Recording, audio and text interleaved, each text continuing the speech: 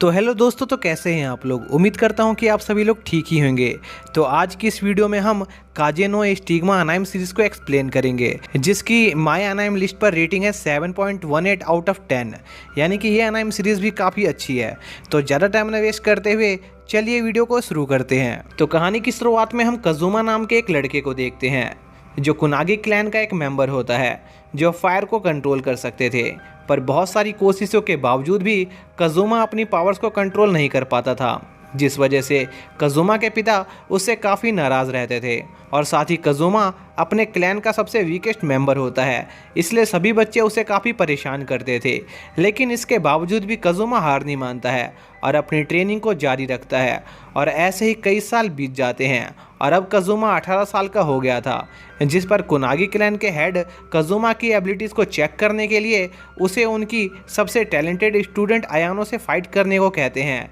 जो फ्यूचर में कुनागी क्लैन की हेड बनने वाली थी। इसके बाद अयानो और कजुमा की फाइट होती है, जहां पर अयानो अपने एक ही स्पेल से कजुमा को जलाकर हरा देती है, जिससे कजुमा के पिता की रेपुटेशन बहुत गिर जाती है, क्योंकि उनका खुद का बेटा इतनी बुरी तरह हार गया था। इसलिए वो कजुमा को बहुत बुरी तरह डांटते हैं और साथ ही उसे घर से भी निकाल देते हैं, जिस पर कजुमा उनसे एक आखिरी मौके की भीख मांगने लगता है। पर कजुमा के डैड उसकी कोई बात नहीं सुनते और उसे एक चाटा मारकर साइड कर देते हैं। अब जब कजुमा के सामने कोई रास्ता नहीं बचा था, तो वो ट्रेनिंग करने के लिए चाइना चला जाता है, ताकि वो वापस आकर कुनागी क्लैन से अपनी बेइज्जती का बदला ले सके। पर कजुमा का दुख काफ़ी गहरा होता है और वो इस दुख को ज़्यादा सह नहीं पाता है और एक शराबी बन जाता है। इसी दौरान उसकी मुलाकात सू लिंग से होती है, जो कजुमा की ज़िंदगी को सुधारने में उसकी मदद करती है और वो दोनों एक दूसरे के प्यार में पड़ जाते हैं, जिस पर कजुमा अपनी मेज बनने और कुनागी क्लैन से बदला लेने के इरादे को छोड़ देता है,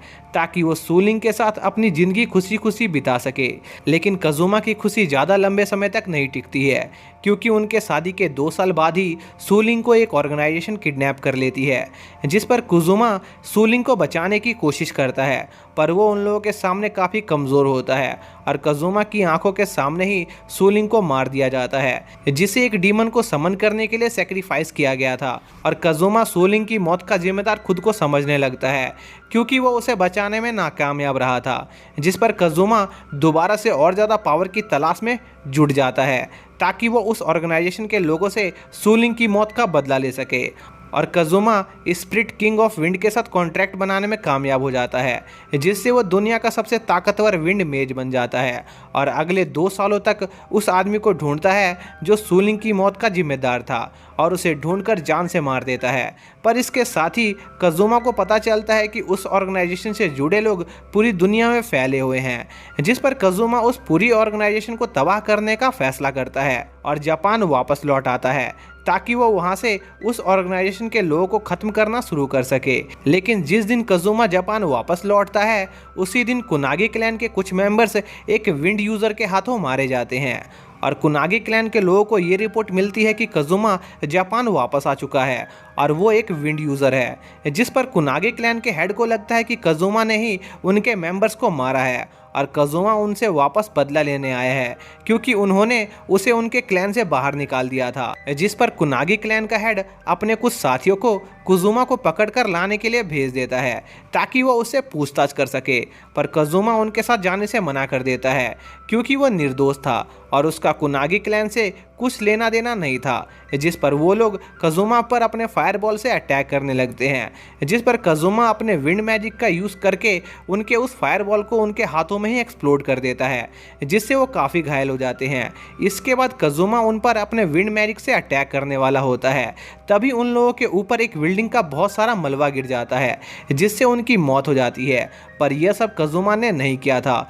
बल्कि इसमें एक दूसरे विंड मेज का हाथ था, जिसने छिपकर उन पर अटैक किया था, ताकि उनकी मौत का इल्ज़ाम कजुमा पर लग जाए। तभी वहाँ पर अयानो आ जाती है, जिसे लगता है कि कजुमा ने उन लोगों का मर्डर किया है, इसलिए वो कजुमा पर अटैक करने लगती है। पर कजुमा बड़ी आसानी से आयानो को चकमा देकर वहां से निकल जाता है। इसके बाद हम कुनागी क्लैन के हेड को देखते हैं, जो कुजुमा के डैड को कुजुमा को पकड़कर लाने को कहते हैं, क्योंकि वह उनके क्लैन के सबसे पावरफुल मेंबर थे। इसी दौरान हमें यह भी पता चलता है कि कुजुमा के फादर ने कुजुमा को इसलिए क्लैन से बाहर निकाला था ताकि वो बाहर की दुनिया में एक अच्छी लाइफ जी सके, क्योंकि कुजुमा का फायर मैजिक काफ़ी कमज़ोर था, जिस वजह से कुनागी क्लैन में उसे काफ़ी दिक्कत होती थी। इसके बाद कुजुमा के डैड कुजुमा को उससे मिलने बुलाते हैं, जिस पर कुजुमा उनसे मिलने आता है और वो दोनों 4 सालों बाद वापस से मिल रहे होते हैं। पर कुजुमा के पिता फिर से कुजुमा की बेइज्जती मारने लगते हैं और निकम्मा नकारा बोलते हैं, जिस पर कुजुमा को गुस्सा आ जाता है और वो अपने विंड ब्लेड से अपने डैड पर अटैक करता है। पर कुजुमा के डैड बिना हिले ही कुजुमा के सारे अटैक्स को ब्लॉक कर लेते हैं और कुजुमा को पकड़ने के लिए उस पर कई सारे फायरबॉल से अटैक करते हैं, जिससे वहाँ पर एक बड़ा एक्सप्लोजन होता है। पर कुजुमा अपने विंड मैजिक से उन अटैक से बच जाता है, जिस पर कुजुमा के डैड एक पावरफुल फायरबॉल क्रिएट करते हैं जिससे वो कुजुमा को पकड़ सके। पर कुजुमा अपने विंड मैजिक की मदद से उस फायरबॉल में से ऑक्सीजन का लेवल कम कर देता है, जिससे वहाँ एक बड़ा एक्सप्लोजन होता है। पर कुजुमा के डैड को पहले से ही कुजुमा की इस स्ट्रेटेजी का पता था और वो वापस से कुजुमा की बेइज्जती मारने लगते हैं। इसके बाद कुजुमा के डैड कुजुमा को अपनी रियल पावर शो करने का फैसला करते हैं, जिससे कुजुमा के डैड की फायर का कलर ब्लू हो जाता है, जो काफ़ी पावरफुल फायर होती है। और आज तक कुनागी क्लैन के सिर्फ 11 मेंबर्स ही इस पावर को अनलॉक कर पाए थे, जिस पर कुजुमा भी अपनी फुल पावर का यूज़ करने का फैसला करता है और अपनी स्पिरिट किंग ऑफ विंड की पावर्स को समन करता है, जहां पर हमें पता चलता है कि फायर एलिमेंट सभी एलिमेंट में से सबसे पावरफुल एलिमेंट है। पर फायर एलिमेंट के स्पेल्स को एक्टिवेट होने में काफ़ी ज़्यादा समय लगता है, जबकि विंड एलिमेंट के स्पेल काफ़ी फास्ट होते हैं। इसके साथ ही कुजुमा विंड मैजिक के अटैक से अपने डैड को हरा देता है और वापस से अपने होटल जाता है, जहाँ पर कुजुमा की मुलाकात उसके छोटे भाई रेन से होती है, जो कुजुमा को वापस से उसके साथ कुनागी क्लैन चलकर उसके ऊपर लगे इल्जाम को हटाने को कहता है। पर कुजुमा इसे साफ इनकार कर देता है और रेन से कहता है कि उसे उसकी चिंता करने की कोई जरूरत नहीं है, क्योंकि वो यहाँ पर कुनागी क्लैन से बदला लेने नहीं आया है। जिस पर रेन को लगता है कि कुजुमा लेजेंडरी कॉन्ट्रैक्टरों में से एक है जिनके पास स्पिरिट किंग्स की पावर्स होती हैं, लेकिन कुजुमा इसे साफ इनकार कर देता है। इसके बाद रेन थककर सोने चला जाता है और जब वो दोनों आराम कर रहे होते हैं तभी एक विंड यूजर उस होटल के 2 टुकड़े कर देता है, जिस पर कुजुमा सही समय पर रेन को लेकर उस बिल्डिंग से बाहर निकल जाता है। इसी दौरान कुजुमा को एक विंड यूजर उसके पास आता हुआ महसूस होता है,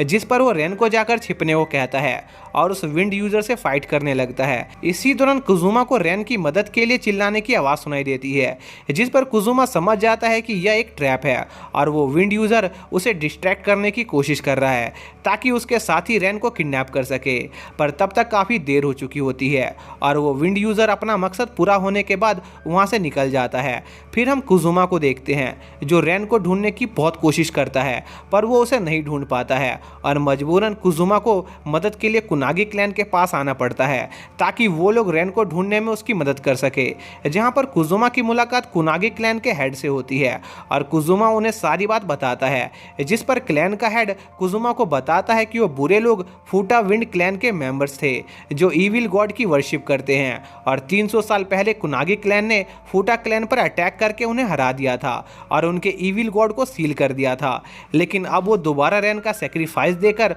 उस ईविल गॉड को समन करने की कोशिश कर रहे हैं, जो सुनकर कुजुमा को काफ़ी गुस्सा आने लगता है, क्योंकि उसकी गर्लफ्रेंड की डेथ भी इसी कारण से हुई थी और अब उसके भाई के साथ भी वही चीज़ होने वाली थी। फिर क्लैन के हेड कुजुमा को फूटा क्लैन के हेडक्वार्टर की लोकेशन देते हैं, जिस पर कुजुमा और आयानो रेन को बचाने के लिए निकल जाते हैं। तभी फूटा क्लैन का एक मेंबर उनका रास्ता रोक देता है, जिस पर एक ईविल स्पिरिट ने कब्जा कर रखा था, जो देखकर आयानो उसका सामना करने वहीं पर रुक जाती है। वहीं दूसरी तरफ कुजुमा अपने भाई को बचाने निकल जाता है। इसी दौरान हम देखते हैं कि उस ईविल गॉड की सील टूट चुकी होती है और वो ईविल गॉड सेक्रीफाइस के तौर पर रेन को मारने वाला होता है। पर तभी वहाँ पर कुजुमा आ जाता है, जो अपने भाई को उस ईविल गॉड से बचा लेता है। इसी दौरान वो विंड मेज भी आयानो को हराकर वहाँ पर आ जाता है और उस ईविल गॉड की पावर्स को अब्सॉर्ब करने लगता है, जिससे वो खुद उस ईविल गॉड में ट्रांसफॉर्म हो जाता है, जो देखकर फूटा क्लैन के लोग काफ़ी खुश होते हैं और उस ईविल गॉड से कुजुमा को मार देने को कहते हैं।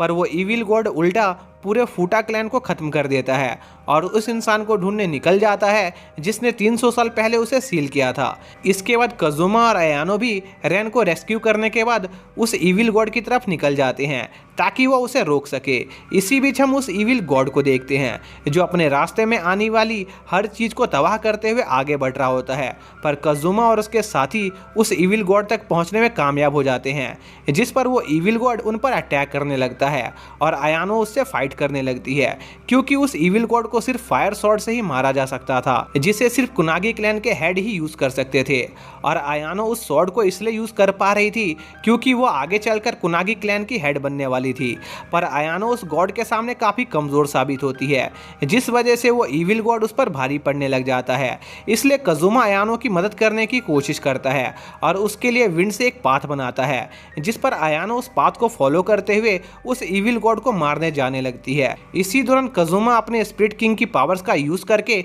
उस इविल गॉड को रोक रहा होता है और अयानो उस इविल गॉड को मारने में कामयाब हो जाती है। इसके बाद कुनागी क्लैन के सभी मेंबर्स अपनी इस जीत को सेलिब्रेट कर रहे होते हैं, जहां पर कजुमा की मुलाकात मिसाओ नाम की एक लड़की से होती है जो अचानक से कजुमा को जान से मारने की कोशिश करती है क्योंकि कजुमा के टोक्यो आते समय कुनागी क्लैन के जिन दो लोगों की मौत हुई थी उनमें से एक उसका भाई भी था, जिस पर कजुमा मिसाओ से कहता है कि उसका भाई काफी कमजोर था इसलिए वो मारा गया और यह कहकर कजुमा वहां से चला जाता है। इसके बाद अयानो कजुमा को एक अजीब से केस की इन्वेस्टिगेशन करने को कहती है क्योंकि पिछले कुछ हफ्तों से लगातार कई सारे 20 साल के लोगों की उनके एरिया में मौतें हो रही थी जिसमें उनकी बॉडी की पूरी लाइफ फोर्स को अब्जॉर्ब करके उन्हें मार दिया गया था, जिस पर कजुमा पूरे शहर में इसकी इन्वेस्टिगेशन करने लगता है। तभी उसे एक इविल स्पिरिट की ऑरा महसूस होती है जो कि मिसाओ की बॉडी से आ रही थी, जिस पर मिसाओ कजुमा को बताती है कि वही पिछले कई हफ्तों से लोगों की जान ले रही है